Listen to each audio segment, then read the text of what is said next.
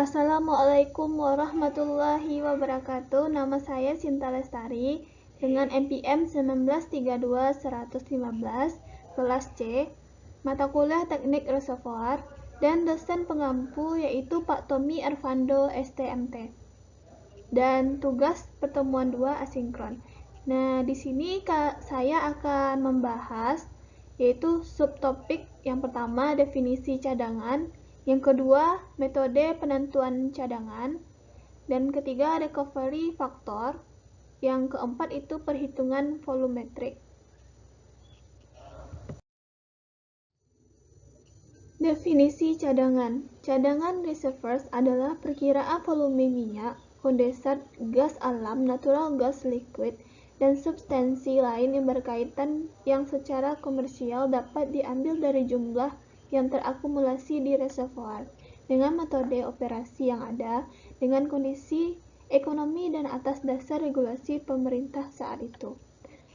Maka, perkiraan cadangan didasarkan atas interpretasi data geologi dan atau engineering yang tersedia pada saat itu. Cadangan biasanya direvisi begitu reservoir diproduksikan seiring bertambahnya data geologi dan atau engineering yang diperoleh atau karena perubahan kondisi ekonomi. Metode penentuan cadangan. Terdapat beberapa metode. Yang pertama itu metode analogi. Perhitungan cadangan dengan metode ini dilakukan apabila data yang tersedia sangat minim. Melalui data yang diperoleh sebelum eksplorasi, metode volumetrik menggunakan ukuran reservoir, sifat fluida reservoir, dan sifat petrofisik batuan dalam penentuan cadangan. Metode analogi dapat digunakan untuk perhitungan cadangan dan keekonomian sebelum eksplorasi lapangan migas. Nah, kita dapat menentukan dengan rumus barrel per acre foot, yaitu sama dengan 7.758 dikali dengan porositas batuan dikali 1 dikurang saturasi air awal dikali faktor perolehan atau faktor volume formasi minyak awal. Metode selanjutnya itu metode volumetrik. Metode volumetrik digunakan untuk menghitung cadangan migas di suatu lapangan yang datanya belum tersedia dengan lengkap. Perhitungan cadangan secara volumetris dapat digunakan untuk mengetahui besar initial hidrokarbon in place, ultimate recovery, dan recovery factor. Nah, di sini kita terdapat rumus IGIP, yaitu perhitungan initial gas in place, yang dimana 43.560 dikali luas pengeringan dikali ketebalan rata-rata formasi dikali dengan porositas batuan dikali 1 dikurang saturasi awal atau faktor volume minyak awal.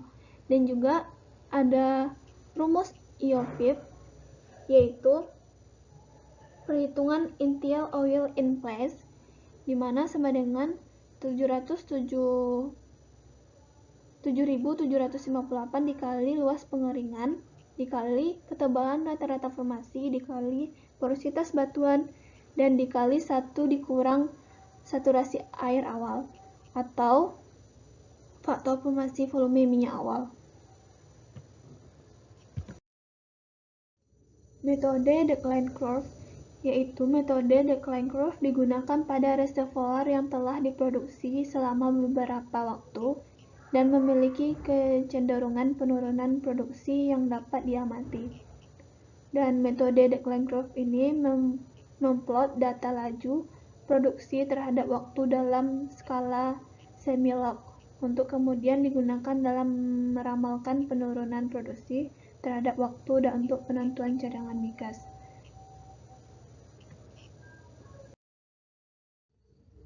Selanjutnya, metode material balance. Material balance dari reservoir didasarkan pada prinsip kekekalan massa yang menyatakan bahwa volume yang diproduksi sama dengan volume awal dikurang volume yang tertinggal.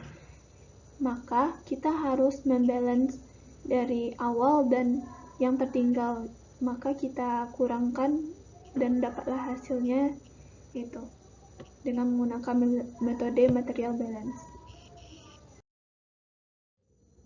Yang terakhir itu metode simulasi reservoir.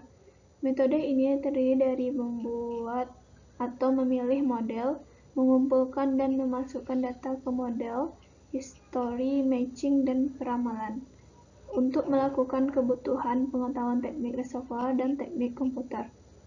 Dan simulasi reservoir merupakan salah satu cara yang digunakan untuk memperkirakan isi minyak gas awal dalam reservoir dan identifikasi besar dan pengaruh aquifer atau cadangan air, identifikasi pengaruh patahan dalam reservoir.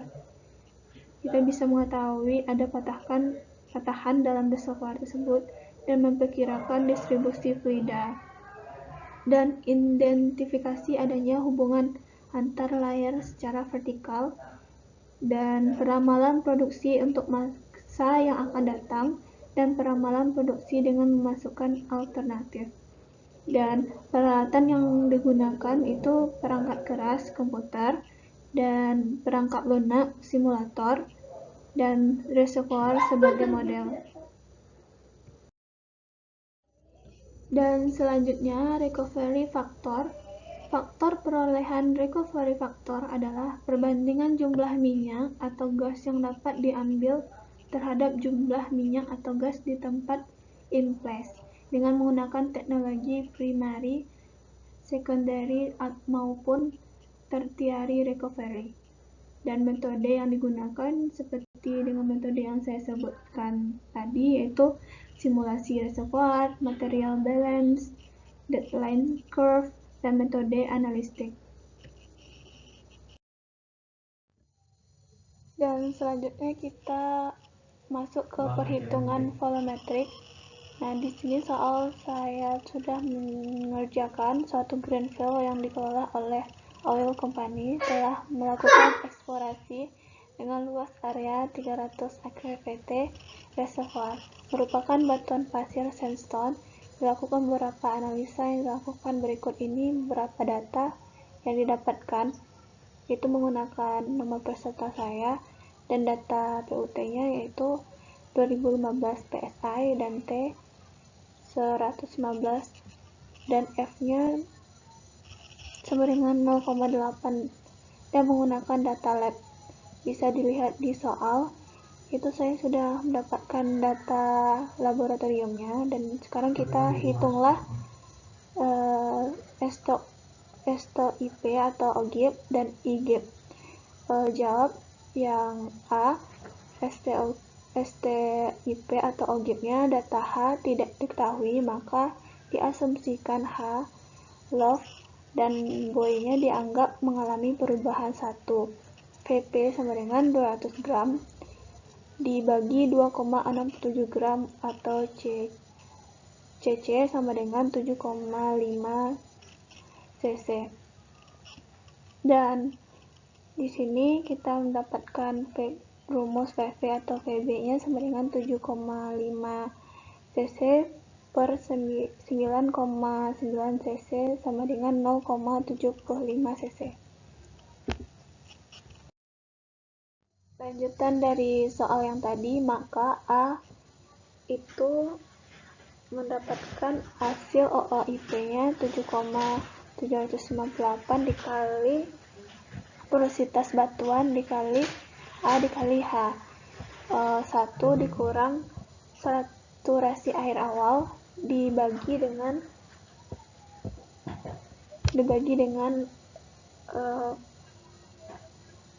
keporositasan batuan sama dengan 7,758 dikali 0,75 dikali 300 dikali 10 dan 1 dikali 0,26 dibagi 1 dan menghasilkan 17,07 STB.